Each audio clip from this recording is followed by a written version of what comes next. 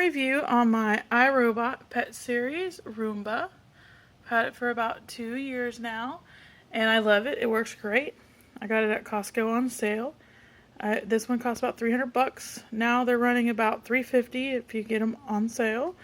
It has the spot clean button and scheduling, which I don't use, but I do know people who use the scheduling function really like it.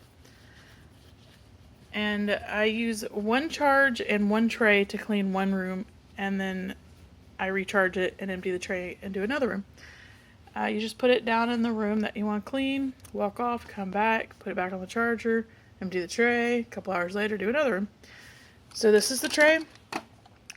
If you're having an especially dirty day or you have a bunch of fur or something, sometimes I've had to stop it, empty it halfway through, and then restart it. But that's only if it's been a while since I vacuumed that room. And then here's the sensor that keeps it from repetitively trying to go into things.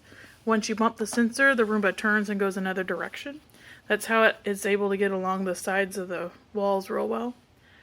And then I have another video called the Roomba Keeps Getting Stuck Fix, where we attach something right here on this little knob, and it bumps into things and it keeps it from going underneath furniture. So if you don't want to do that with this vacuum, it's actually pretty sensitive, so I just put little boxes lining underneath the furniture. When you get it, there's about a 30-minute setup. You got to go around the rooms and make sure that there's no cords or anything that it can run over. There were some reviews about people getting cords ruined. I have had it run over some cords, and luckily the cords were fine. But as a safety feature, I went ahead and hid them behind whatever furniture I had, or strategically placed them so that the Roomba could not get to them. And if you think about it, I mean, this is a pretty wide area to be able to block off. It actually is really easy once you realize the space that it can't get into. So the clean button's how you make it go. Go ahead and hit it. Green means that it is charged.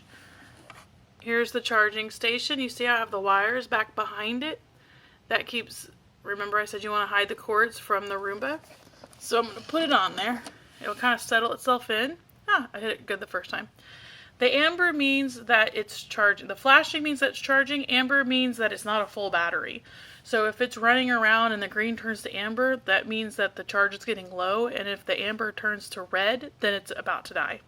You don't have a lot of time left on it. So whenever you get it and it has the amber or the red color, you need to put it on the charger until it turns green.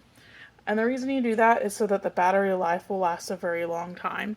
If you don't let it charge up completely every time, then you'll end up starting to lose some battery. And that's just how pretty much all batteries work anyways. Here's the little virtual wall. So the one I got came with 2 virtual walls, which is great because they're like 50 or 60 bucks a piece. This thing comes out and there's 2 C batteries in it. It's actually really easy to come out, but not with one hand. And you'll see there's a little flashing green light on top. That means that it's being sent. So I leave these on all the time. And I change the batteries about once a year. And so this arrow, you point it where you want the virtual wall to be. And so you put it in doorways or walkways so you can block off a section of the house without having to literally put something in the way. The Roomba gets close to this, it sees the pretend wall, and then it goes another direction. So I have it on auto all the time. You can turn it on and off if you want to, but 2C batteries every year, it's easier just to leave it there and leave it alone. And then occasionally when I want to do some different parts of the house, I'll just move these along with it. But usually I can either put it in a room, shut the door, or these are usually, I use them in the kitchen and the living room. And they tell you how far they go. I forget how far they go. But they go a pretty decent amount of feet. And you can tell because the Roomba, if it's too far of a distance, the Roomba will definitely go around it. I've never had a problem with that. These work great. I got 2 of them with the deal. And so here's the green light saying it's charging on the station. So this is my Pet Series Roomba. I love it very much. Definitely suggest getting one. Everyone I know who has kids, I tell them it is your best friend because you don't have enough time to clean and nobody likes walking on dirty floors. So you just put it in the room, hit clean, walk back in about an hour. It does have a little bit of noise to it. You can definitely tell it's going. If you put it in the floor and say you want to go in the other room and watch TV, the noise can be a little disturbing. It is a little loud. But in comparison to having to actually like sit there and sweep and mop or sweep all your floors on your own or vacuum all your floors, it's not that annoying. So I'll do it like during nap time when the kids are asleep and they're not in the other room. I'll put the Roomba down, hit go, and then go do something in the other room.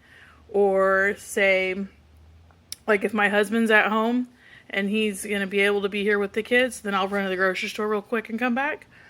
Or yeah, a lot of times I'll put the kids to bed and then run this, and then I'll put it in the living room, hit go, and go to bed myself and let it just clean while I'm sleeping. So how much more convenient can you get than someone who's going to clean your house while you're sleeping?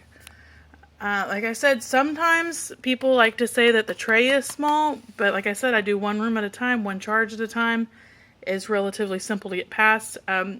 If you have like super furry animals, like I have a husky, that is a lot of fur. I mean, I think you're asking a lot to have any small machine like this be able to hold that much fur. But if you had like, short hair cats or something that doesn't put off that much fur, that'd probably be okay.